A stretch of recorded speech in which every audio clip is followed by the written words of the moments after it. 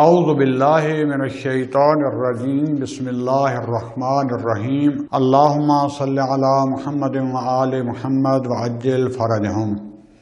السلام علیکم ورحمۃ اللہ وبرکاتہ۔ ہماری گفتگو چل رہی تھی کتاب محاضرات الہیات آیت اللہ العظمیٰ جناب جعفر سبحانی،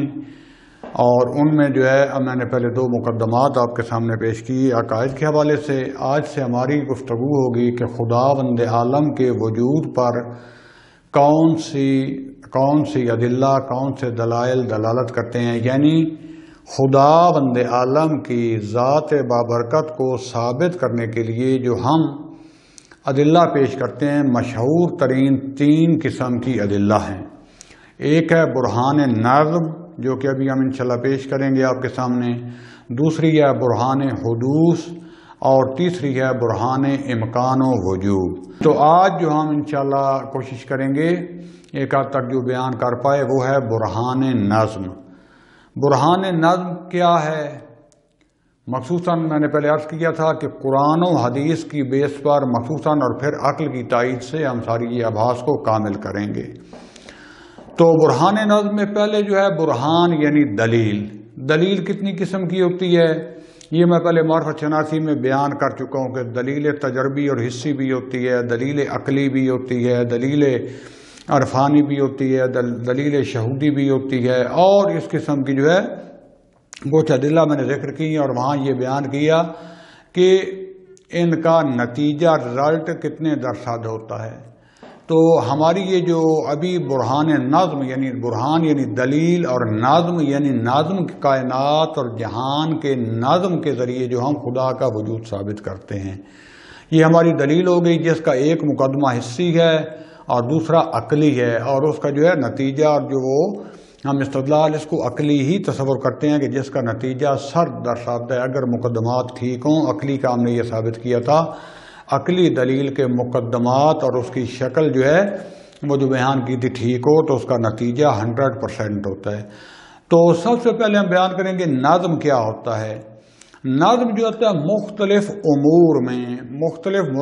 مرکب اشیاء میں یا کسی ایک مجموعہ میں اس کے جو ارکان ہیں، اس کے جو اعضاء ہیں، وہ ایک خاص انداز میں یا ایک خاص ماہیت کے تحت یا ایک خاص ماہیت وہ اپنے ارکان کی خاص ترکیب کے ساتھ کسی ایک خاص مقصد اور حیت پر دلالت کر رہے ہوں، اور اس سے ظاہر ہو رہا ہو کہ یہ ایک منظم مجموعہ ہے، یعنی ترتیب دیا گیا جس کو اس کے درمیان تناسب پایا جاتا ہے، اس کے درمیان ایک خاص ترکیب اور نسبت پائی جاتی ہے، اس کو کہتے ہیں نظم۔ پس نتیجہ یہ نکلا کہ جب بھی کسی ایک مجموعے میں کسی اشیاء کا مجموعہ یا کسی ایک حیت کے تحت یا کسی ایک کچھ ارکان مل جل کر ان کی ایک خاص اس میں تناسب پایا جائے، ان میں خاص تعلق پایا جائے اور کسی ہدف اور مقصد پر وہ دلالت کر رہے ہوں تو اس کو نظم کہتے ہیں۔ مثال کے طور پر پھول ہے، ہر انسان اس کو باغ سے چن لیتا ہے،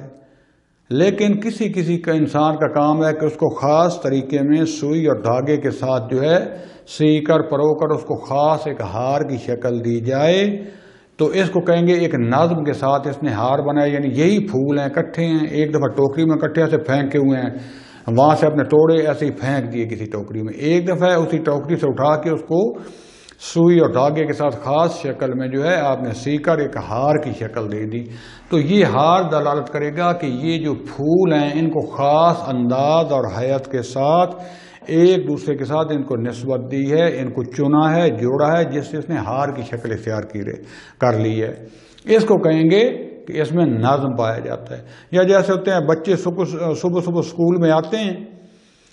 تو ایسے بھاگ دوڑ کرتے کدھر سے آ رہا ہے کدھر آتا ہے، لیکن جب اسمبلی کھڑی ہوئی ہوگی وہاں پی ٹی صاحب آ جاتے ہیں یا کوئی اور اساتید میں سے، تو ان کو ایک لائن کی شکل میں بڑے قد والے پیچھے، چھوٹے قد والے آگے، یہ 6ٹھی کی کلاس، ادھر 7ویں کی، ادھر 8ویں کی، 9ویں اور 10ویں کی، اس طریقے سے خاص انداز میں ان کو کھڑا کیا جاتا ہے اسمبلی میں، تو اس کو کہتے ہیں کہ بچے اس کو ایک نظم سے کھڑے ہوئے ہیں. یہ ہو گیا، یعنی خاص ان میں تناسب پایا جاتا ہے اور نسبت پائی جاتی ہے، جس کو نظم کہا جاتا ہے. اب یہ ہے کہ یہ دلیل اور برہان نظم ہے کیا. اس کے دو مقدمے ہیں. میں نے پہلے عرض کر چکا ہوں کہ جب بھی ہم کو دلیل بناتے ہیں عقلی تو اس کے جو مقدمات ہوتے ہیں کم از کم دو ہونے چاہیے. پہلے کو کہتے ہیں صغرا یعنی چھوٹا، یعنی پہلے والا مقدمہ، دوسرے کو کہتے ہیں کبرا یعنی دوسرے والا یا بڑے والا مقدمہ. اس کے بعد ان میں حد وسط ہوتا ہے اور اس کی پورا جو ہے ایک خاص منطق میں اس کے اصول بیان کیے گئے ہیں، جو یا آپ منطق میں پڑھیں گے یا جو معرفت شناسی کے درس پہلے سن چکے ہیں اس میں انشاءاللہ ان کے لیے واضح ہو جائے گا. تو سب سے پہلا جو مقدمہ ہے جو موضوع کو ثابت کرتا ہے وہ یہ ہے کہ جب ہم اس کائنات میں نظر دوڑاتے ہیں، اس کائنات کے تمام نظام اور مجموعوں کو دیکھتے ہیں تو ان میں ایک خاص نظم جو ہے وہ کار فرما نظر آتا ہے، حکم فرما نظر آتا ہے. اب یہ جو ہم مشاہدہ کرتے ہیں، چاہے ہمارے حصے ظاہری سے ہو، آنکھ سے ہو، کان سے ہو، ہاتھ سے ہو، یا پھر جو ہے ہم دوربین اور خوردبین وغیرہ یا بعض دوسرے تجربی آلات کے ذریعے اس کو چیک کریں، تو اس سے جو نتیجہ نکلتا ہے اس رویت کے کہ اور علوم طبیعی میں جو ہے مثلا بیالوجی میں، کیمسٹری میں، فزکس میں بہت زیادہ اس پر ہزاروں مقالہ جات اور کتابیں لکھی پڑی ہیں کہ جب اس کے مختلف ابعاد پر نظر کی جائے، کائنات کے مختلف مجموعوں پر، اس کے ارکان پر، اس کی اشیاء پر نظر کی جائے تو اس سے ہم نتیجہ نکالتے ہیں کہ پوری کائنات کا نظام ایک خاص نظم کے ساتھ چل رہا ہے اور ہر جگہ، ہر رکن، ہر حصہ، ہر نظام اپنے جو ہے وہ خاص انداز میں اپنا کردار ادا کر رہا ہے. اور جتنا ہم اس کو دقت کے ساتھ دیکھتے جائیں گے اتنا زیادہ دقیق نظام کا ہمیں اور پتہ چلتا جائے گا. مثلا آپ حشرات دیکھیں، چیونٹیاں دیکھیں، خاص رفتار سے چل رہی ہوں گی، خاص رفتار سے آ رہی ہوں گی. پرندے صبح کس وقت منظم ہو کر جاتے ہیں، منظم ہو کر آتے ہیں. اوپر آپ سیاروں ستاروں میں چلے جائیں، ہر سیارہ اور ستارہ وہ گردش کر رہا ہے. گردش جو ہے اپنے ارد گرد جو ہے وضعی وہ بھی کر رہا ہے، عمودی افقی میں بھی جا رہے ہیں. اور اللہ اتنے بڑے سیارے ہیں اور ستارے ہیں کہ جو ہمارے زمین سے اب ہزاروں کروڑوں گنا بڑے، کہ اللہ نہ کرے جو اگر ان کے مدار میں تھوڑا سا فرق آ جائے، اپنے مدار سے تھوڑا سا ادھر جو ہے پھسل جائیں، حرکت ہو جائیں تو ایک دوسرے سے ٹکرانے سے وہ جو دھماکہ ہوگا شاید کتنے سیاروں ستاروں کو، ہماری دنیا کو تباہ و برباد کر کے رکھ دی. ہزاروں کروڑوں سال ہو گئے ہیں تو یہ سیارے ستارے اپنے خاص مدار سے اسی وقت پر آ جا رہے ہیں جن کی وجہ سے انسان اپنے رستے کا تعین بھی کرتا ہے. سورج خاص ایک اپنی رفتار سے، اپنے مدار سے طلوع ہوتا ہے، صبح و شام کو غروب ہوتا ہے. مغرب سے مشرق کبھی نہیں گیا بلکہ مشرق سے مغرب کی طرف ہی آتا ہے. چاند جو ہے وہ اپنے خاص مدار میں گھوم رہا ہے. اس کے بعد اس کی روشنی، اس کی انرجی، یعنی ساری چیز ایک نپی تلی ایک نظم کے تحت، ایک انسان، حیوان، پرندے چرندے کو لے لیں، اس کے اندر نظام انہضام ایک اپنا کام کر رہا ہے، نظام تنفس ایک اپنا کام کر رہا ہے، اور بہت سارے اس کے نظام ہیں، قوہ ماسکہ ہے، اور یہ جو کام کر رہے ہیں. اب یہ انسان دیکھتا ہے کہ یہ خود بخود کسی صورت جو ہے خودکار طور پر مادے میں یہ وجود میں نہیں آ سکتے. بس یہ دقیق نظم سے ثابت ہوا، یعنی پہلے ہمارے لیے ثابت ہو گیا کہ پوری کائنات اور اس کے مجموعے میں ایک خاص قسم کا جو ہے وہ نظم پایا جاتا ہے. اب اس پر ہزاروں مقالے اور کتابیں لکھی پڑی ہیں کہ جو ہم اس کو زیادہ لمبا نہیں کریں گے. یہ چیز ثابت ہے کہ پوری کائنات ایک خاص نظم کے ساتھ چل رہی ہے. یہ ہو گیا، یعنی ہم نے حس سے، آنکھوں سے، عقل سے، تجربہ گاہ سے ساری چیزیں ہمارے لیے ثابت ہو گئیں. تو پہلا مقدمہ یہ ہوا کہ پوری کائنات اور اس عالم جہان میں دیکھے کہ ہر مجموعہ، ہر چیز خاص نظم کے ساتھ جو اپنا فعل انجام دے رہی ہے، اپنی ذمہ داری انجام دے رہی ہے. دوسرا مقدمہ یہ ہے کہ جب ہم مزید دقت کرتے ہیں عقلی طور پر جو ہے وہ دیکھتے ہیں، سارا محاسبہ کرتے ہیں، اندازہ لگاتے ہیں، اس میں تحقیق کرتے ہیں، تو یہ دیکھتے ہیں کہ یہ پورا عالم کہ جس کے اندر پھر ہزاروں مجموعے کام کر رہے ہیں اور یہ سارے ایک دوسرے سے جو ہے منسلک ہیں، تو یہ ایک فاعل قادر اور آگاہ و عالم کے بغیر جو ہے، بغیر کسی مقصد کے خود بخود جو ہے یہ وجود میں نہیں آ سکتے۔ یعنی جتنا ہم دقت کریں گے، جتنا مثلا انسان کتنا پیچیدہ ہے، انسان کے اندر یہ جو نظام انہضام و تنفس اور دوسرے نظام بنائے گئے ہیں، حتیٰ یہ چیونٹی میں نظام موجود ہے، یہ بصارت، یہ سماعت، اس کے آلات، یہ مغز، یہ دل کا دھڑکنا، یہ پمپنگ کرنا خون کو، یہ انسان کی جو نبض چل رہی ہوتی ہے، اور اس قسم کے جتنا دقت کرتا جائے گا، پھر یہ بڑے بڑے انسانوں میں نہیں، فقط چیونٹی میں دیکھیں گے تو اس میں یہ سارے دقیق ترین نظام موجود ہوں گے، اس کا قوہ ہاضمہ موجود ہوگی، نظام ہضم موجود ہوگا، قوہ ماسکہ موجود ہوگی، اس کے آلات تناسل موجود ہوں گے، اس کا دھیان میں جو ہے مایا پیدا ہوتا ہے، اور ساری یہ چیزیں، اس کی ٹانگیں، اس کے پاؤں، اس کا جسم، اس کی باڈی، ہر اعضاء اس کے مطابق موجود ہوں گے۔ جتنے زیادہ آپ جو ہے دقت کرتے جائیں گے، جتنا زیادہ سوچتے جائیں گے، یہ نتیجہ نکالنے پر مجبور ہو جائیں گے کہ یہ اتنا دقیق نظام خود بخود جو ہے یہ نہیں بن سکتا، بلکہ یقیناً اس کا بنانے والا، اس کا فاعل کوئی موجود ہے جو اتنا زیادہ علم اور قدرت رکھتا ہے کہ جو نظام بعد انسان میں موجود ہیں اور بھینس اور ہاتھی اور شیر میں موجود ہیں، وہ چیونٹی میں بھی وہ چیز موجود ہے، اور جس کو کوئی عیناً کوئی دوسرا انسان بنا بھی آج تک نہیں سکا۔ تو جب اتنا دقت سے ہم دیکھتے ہیں، جتنی زیادہ دقت کریں گے اور جتنا دقیق نظام پائیں گے، اس سے نتیجہ یہ نکالیں گے کہ یہ جتنا منظم اور دقیق نظام اور پھر پورا خلقت کائنات کا نظام موجود ہے، اتنا ہی حد عقل جتنا ہم سوچ سکیں گے، اس کا بنانے والا جو ہے فاعل، یعنی اس کا خالق موجود ہے کہ جس میں اتنا علم اور قدرت موجود ہے کہ جس نے اس ہر چیز کو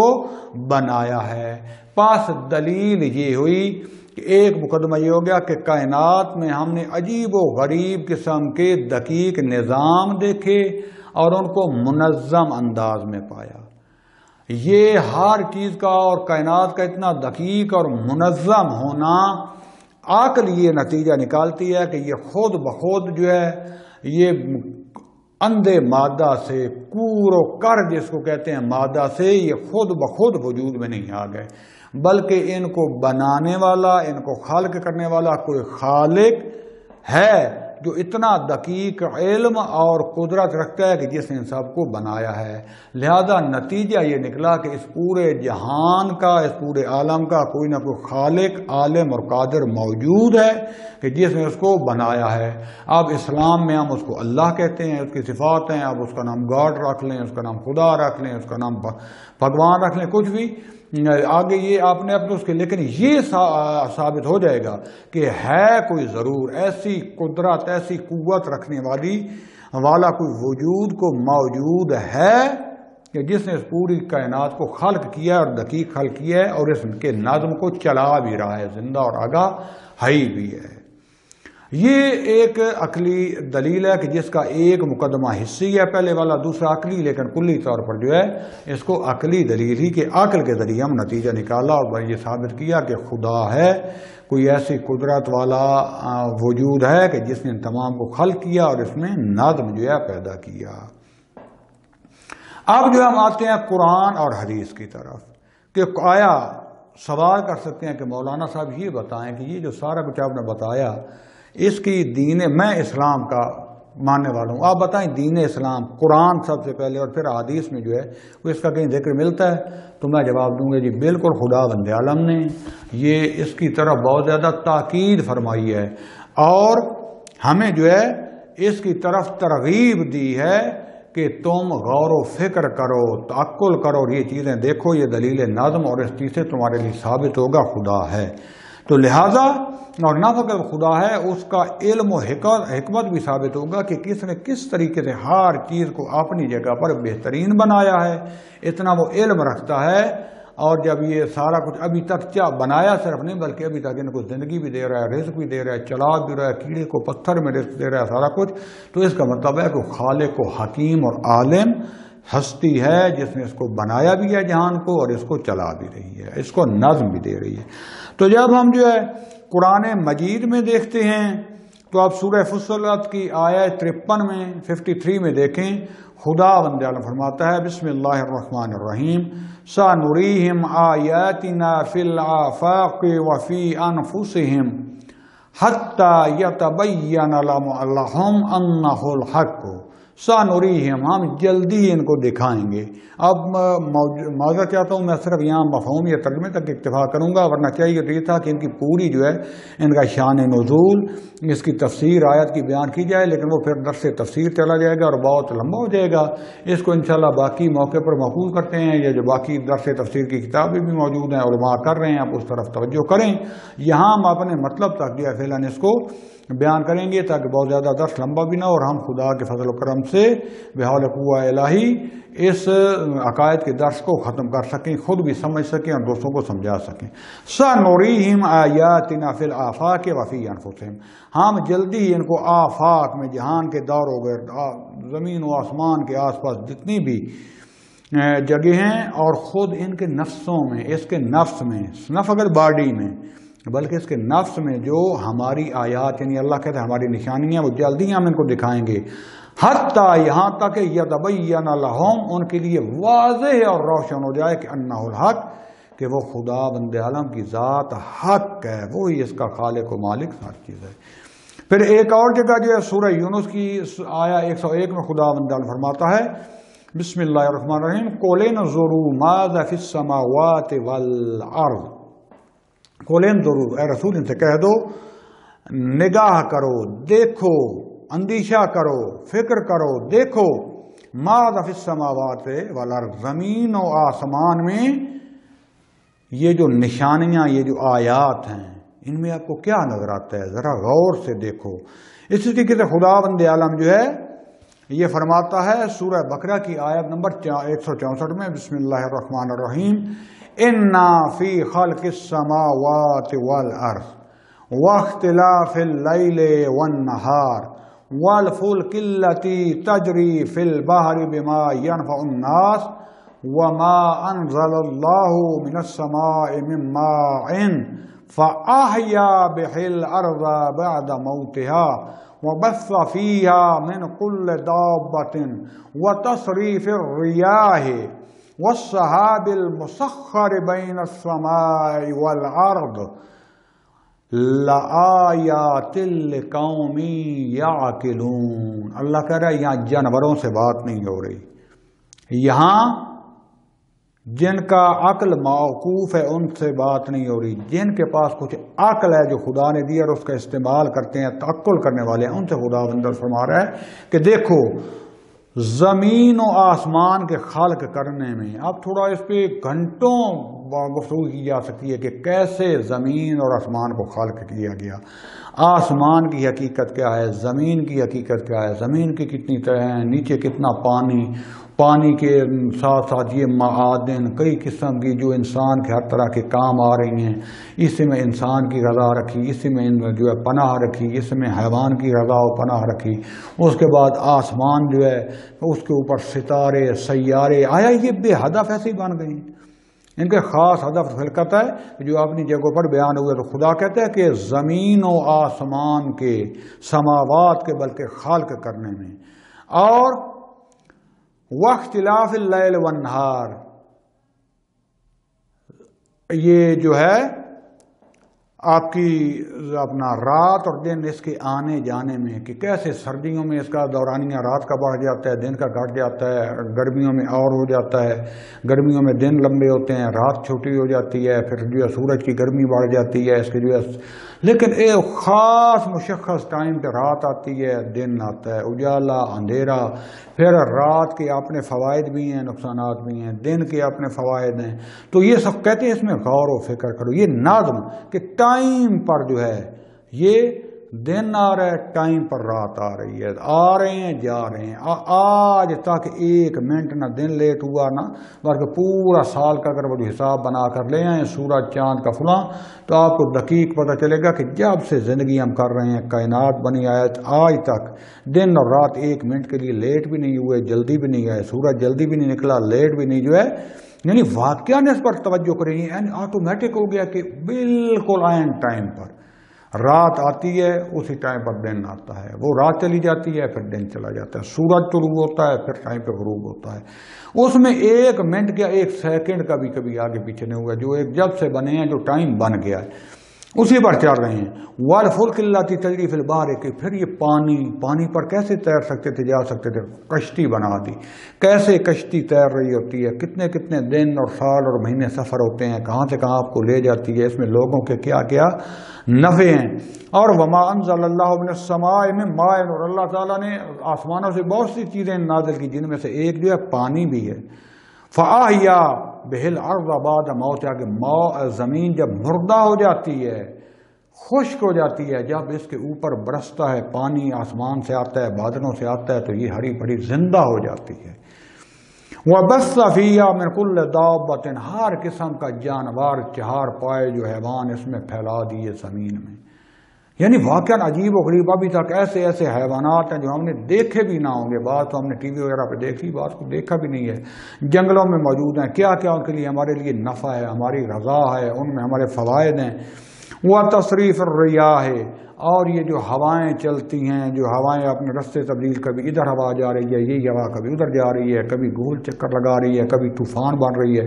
کبھی صبح کا ٹھنڈی ٹھنڈی دل نشیں بن گئی ہے، کبھی یہ جو ہے لو بن جاتی ہے، کبھی سرد ہوا خزاں کی بن جاتی ہے۔ وَالسَّحَابِ الْمُسَخَّرِ، اور یہ آسمان کے اوپر جو بادل تیر رہے ہوتے ہیں، مسخر کیے ہوئے، خدا بند عالم نے ان کو ذلول کیا ہوتا ہے، آتے ہیں بارش برساتے ہیں، چلے جاتے ہیں، کبھی آتے ہیں بارش نہیں برساتے، کبھی ادھر چلے جاتے ہیں، خاص خدا کے حکم تحت مسخر ہیں، بین السماء والارض، زمین و آسمان کے درمیان یہ اڑ رہے ہیں۔ لَآیَةٍ لِقَوْمٍ یَعْقِلُونَ، عقل مندوں کے لیے اس میں کیا ہے،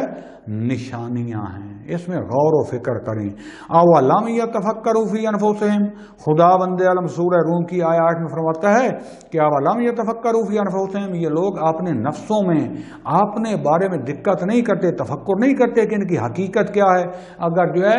یہ اپنے نفس کی پہچان حاصل کر لیں، من عرف نفسہ فقد عرف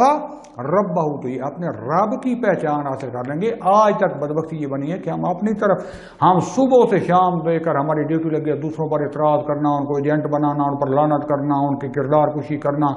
ان کو جو ہے ظالم و ذل اور ہمارا بنا ہوئے لگے رہنا، لیکن کبھی ہم نے اپنی حقیقت میں، اپنے نفس میں توجہ کی ہے، تفکر کی ہے، کبھی تعلیم حاصل کی ہے خدا کے لیے؟ کبھی یہ سوچیں، جتنا ہم دوسروں کو درس اور اعتراض کر رہے ہوتے ہیں، اتنا کبھی ہم نے پڑھا بھی ہے، غور و فکر بھی کرا ہے،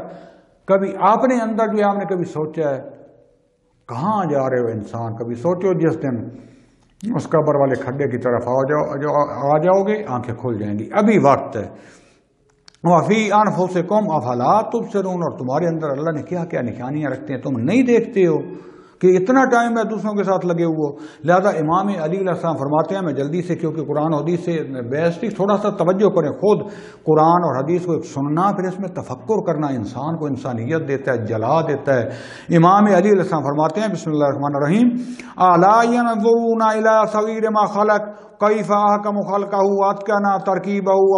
فَفَلَقَ لَهُ السَّمْعَ وَالْبَصَرَ وَسَوَّى لَهُ الْعَظْمَ وَالْبَشَرَ انظروا إِلَى النَّمْلَةِ فِي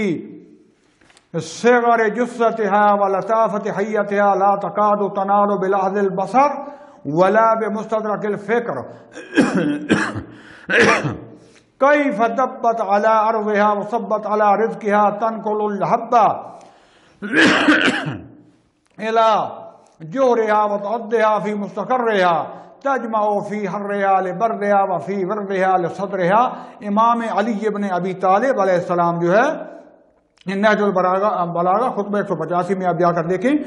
اور باقی اور بھی خطبے جو جانوروں کے مثلا مور طاؤس کے مطابق ہے، چمگادڑ کے مطابق ہے، چیونٹی کے متعلق ہے، اور بھی خدا کی نشانیاں بیان کی ہیں کہ غور و فکر کرو. یہ ائمہ آپ کو سکھا رہے ہیں. توحید مفضل کا بھی پڑھو. میں ابھی تھوڑا سا اس کا بھی اشارہ کروں گا کہ امام جعفر صادق علیہ السلام جو ہے کتنی دقیق اور پیاری پیاری نشانیاں بناتے ہیں. یہ فقط سنو نہیں، تقریریں یاد کرنے کے لیے اور واہ واہ کرنے کے لیے. ان میں دقت کرو، غور کرو، یہ کیسے کیسے شاہکار بنائے خدا بند عالم نے کہ جو انسان سوچ بھی نہیں سکتا تھا، اس کے بس میں بھی نہیں ہے کہ اس طرح کی کوئی مثال بھی بنا سکے. تو امام صاحب فرماتے ہیں کہ تم دیکھتے نہیں ہو کہ جو کچھ اس نے خلق کیا اس میں سے چھوٹی چیز کو کہ کتنا محکم، اس کو کتنا اچھے طریقے سے اس کو خلق کیا، اور اس کی ترکیب کتنی محکم اور اچھے انداز میں بنائی کہ کوئی اس میں جو ہے نقص نہیں چھوڑا. اس کے لیے جو ہے کان اور آنکھیں، سماعت و بصر اس کے لیے بنایا، اس کے لیے ہڈیاں بنائیں، اس کی جلد بنائی. دیکھو خدا امام علی رضا فرماتے ہیں اسی چیونٹی کی طرف دیکھو کہ آپ نے چھوٹے سے جسم کے باوجود اور اپنی لطیف حیات شکل جو بنی ہے اس کے ساتھ لا تکاد تناظر بلحظ البصر، اتنی یعنی چھوٹی سی بنائی ہے کہ شاید ہمیں غور سے دیکھنے سے بھی اور جو ہے غور سے فکر کرنے سے بھی جو ہے صحیح طور پر ہم اس کو نہ دیکھ سکیں. اتنی چھوٹی ہے. بعض چیونٹیاں بالکل بعض تو بڑی ہوتی ہیں نا، بعض چیونٹیاں خاکی قسم کی ہوتی ہیں، اتنی جو ہے چھوٹی سی اور بالکل باریک نسل کی ہوتی ہیں کہ بعض کا توجہ سے بھی نظر نہیں آتی اگر کوئی ایسے فرش زمین پر چل رہی ہوں. تو امام علیہ السلام فرماتے ہیں کہ دیکھو، غور کرو کہ کیف دبت علی ارضھا، کہ وہ زمین کے اوپر کیسے آرام سے چلتی ہیں، کس طریقے سے، اور اپنا رزق لینے کے لیے چاہ رہی ہوتی ہیں، رینگ کے جا رہی ہوتی ہیں، اور ایک جو ہے اس کو دانے کو اٹھا کر لے آتی ہیں اور اس کو جہاں محفوظ کرنا ہوتا ہے. ایک چیونٹی ہے، اللہ تعالیٰ نے اس کی اتنی ہوش دی ہے کہ آپ نے رزق کو کہاں سے اٹھا کر لے کے آنا، چاہے میل بھی چلی جائیں، واپسی کا رستہ بھی نہیں بھولتی، گھر میں آ کر پھر سوراخ میں لے جا کر آپ نے جسم سے بڑی اٹھا کے کئی کی چیونٹیاں مل کر لا رہی ہوتی ہیں. پھر کہاں اور کس طریقے سے اس کو سنبھال کے رکھنا ہے کہ اتنا عرصہ پڑی رہے، وہ گندم خراب نہ ہو، کہ زمین میں نمی بھی ہوتی ہے، بعض کا انتہائی خشک ہوتی ہے، اور اس کے لیے ہوا کا بھی انتظام ہونا چاہیے، آکسیجن کا بھی انتظام ہونا چاہیے، خاص ٹیمپریچر کا انتظام ہونا چاہیے. تو وہ کیا ہے کہ وہ اگ بھی نہ پڑیں ہیں. ابھی سارا یہ چونٹی اس کا انتظام کرتی ہے، اور اس کو آپ نے جو ہے لے کر جاتی ہے کس میں، آپ نے اس سوراخ میں. اور اس کے بعد جو ہے فرماتے ہیں تجمعو ہر ریال بردیا، تو گرمیوں میں سارا کچھ جمع کرتی ہے تاکہ سردیوں میں اس سے فائدہ اٹھا سکے. وفی ریال صدریا، تو اپنا جو داخل ہونے کا رستہ، خارج ہونے کا رستہ کتنا لمبا بل ہوتا ہے، کئی رستوں تک کبھی بھولتی نہیں ہے. یہ کس نے اس کو شعور دیا ہے، کس نے ایسا جسم بنایا ہے، کس نے اس کا ایسا نظام بنایا کہ پورے نظام کی طرف یہ چل رہی ہے. پھر فرماتے ہیں فَالْوَيْلُ لِمَنْ أَنْكَرَ الْمُقَدِّرَ وَجَحَدَ الْمُدَبِّرَ، پس وائے ہو کسی کو، جیسے پنجابی میں کہتے ہیں نا، پھر لاکھ لعنت ایسے کس کے کہ یہ سارا کچھ دیکھنے کے باوجود بھی خدا بند عالم جو مقدر ہے، جو مقدر جو خلق کرنے والا، اس کا انکار کرے. وجحد المدبر، اور خدا بند عالم جو تدبیر کرنے والا، جو ہمیں ہماری زندگی کو بھی بنا رہا ہے، چلا رہا ہے، نظم دے رہا ہے، اب بھی جو اس کا انکار کر دیتا ہے تو وائے ہو ایسے شخص پر. اسی طریقے سے جو ہے امام صادق کے ساتھ فرماتے ہیں، میں فقط اشارہ کر دوں، ٹائم زیادہ ہو رہا ہے، باقی انشاءاللہ اس کے اوپر اشکالات بھی ہیں جو لوگوں نے کیے ہیں برہان نظم کے اوپر، وہ کل انشاءاللہ میں بیان کروں گا. امام السلام فرماتے ہیں بسم اللہ الرحمن الرحیم، اول العبر والادلہ علی الباری جل قدسہ تحیۃ هذا العالم عالم وتعلیف اجزائه ونظمها على ما هي عليه، فانك اذا تاملت بفکرك ومیزته بعقلك وجدته كالبيت المبني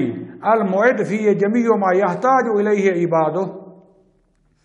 عبادہ فالسماء مرفوعة كالسقف والارض ممدودة كالبساط والنجوم مضية كالمصابيح والجواهر مخطوطة كالذخائر وكل شيء فيه لشانه معد. اور آگے لمبی ہے. امام علیہ السلام حدیث میں امام علیہ السلام فرماتے ہیں کہ انسان کے لیے سب سے پہلی جو عبرت ہے اور جو دلیل ہے اپنے خداوند عالم کی ذات پر جل قدسہ، وہ یہ کیا ہے کہ اس نے اس عالم کو، اس دنیا کو اور اس کے اجزاء کو ایسے تعلیف کیا اور اس کو ایسے نظم دیا کہ جیسے کہ یہ ابھی ہمارے ساتھ موجود ہے. وہ کیسے کہ جب تو اپنی فکر کے ذریعے تأمل کرے گا، غور کرے گا، اور اپنے عقل کے ذریعے تو صحیح اس کو جو ہے تمیز دے گا، دیکھے گا، اور اپنے عقل کے ذریعے تو اس کو پائے گا کیسے؟ جیسے ایک آپ گھر بناتے ہو، گھر کے جس میں ہر چیز جس کی بندوں کو ضرورت ہوتی ہے اس میں مہیا ہے۔ اللہ نے بھی یہ پوری کائنات ایسے بنائی ہے جیسے گھر بنایا ہوتا ہے جس میں ہر چیز اس کے لیے مہیا ہے، آمادہ ہے، کہ اس میں جو ہے ستارے بنائے ہیں جو چراغ کی طرح، لائٹ کی طرح چمک رہے ہیں، اس کے لیے اندھیروں میں روشنی کا سامان فراہم کرتے ہیں، اور ذخائر جو ہیں جواہر کے معادن وہ زمین میں رکھے ہوئے ہیں تاکہ ان کے کام آئے، ہر چیز اس کے لیے تیار ہے۔ اور انسان کو یہ تملیک دیا گیا ہے، ایک گھر دیا گیا ہے، عالم دیا گیا ہے کہ اس میں وقتی طور پر رہو، اور اس کو محول کی گئی ہے ہر چیز کے فعلاً اس سے تم آرایتاً استفادہ کرو۔ اور اس کے لیے نبات، درخت بنائے گئے ہیں، حیوان جو ہے اس کی مختلف جو ہے قسمیں اس کے لیے بنائی گئی ہیں جس سے یہ فائدہ اٹھائیں، منافع اٹھائیں۔ اور امام علیہ السلام فرماتے ہیں یہ واضح ترین دلیل ہے کہ ان العالم مخلوق بتقدیر و حکمت و نظام و ملائمت ان الخالق لہ واحد، کہ یہ دلیل ہے اس چیز کی کہ یہ عالم مخلوق ہے اللہ تعالیٰ کی ربوبیت اور تقدیر سے، اس کی حکمت سے اور اس کے ملائمت و منظم انداز سے یہ جو چل رہا ہے یہ دلالت کرتا ہے کہ اس کے لیے ایک ہی خالق ہے، کیونکہ اور کو خالق ہوتا تو اس میں خرابی ہوتی، مختلف قسم کے نظام ہوتے، جبکہ سب کے سب تمام ایک گھر کی طرح جس سے مڑے ہوئے ہیں، وہ جمے ہوئے ہیں، وَهُوَ الَّذِي أَلَّفَ وَنَظَّمَهُ بَعْضًا إِلَىٰ بَعْضٍ، کہ اللہ تعالیٰ نے تمام نظاموں کے بعض کو بعض کے ساتھ جوڑا ہے، نظم دیا ہے، تالیف کیا ہے۔ یہ نشانی اور یہ دلالت کر رہی ہے کہ اس کائنات کا خالق ایک ہے۔ یہ جو ہے بہار الانوار میں جو ہے یہ میں نے نقل کیا امام صادق صاحب کا قول۔ باقی خدا نے توفیق دی تو انشاءاللہ بعد میں کل میں جو ہے اس پر جو اشکالات ہیں برہان نظم پر، اس کا خلاصہ بیان کر کے دوبارہ ایک شروع کروں گا۔ وصلی اللہ علی رسول الکریم وعلی اولادہ الاطیبین الطاہرین والحمد للہ رب العالمین، والسلام علیکم ورحمۃ اللہ وبرکاتہ۔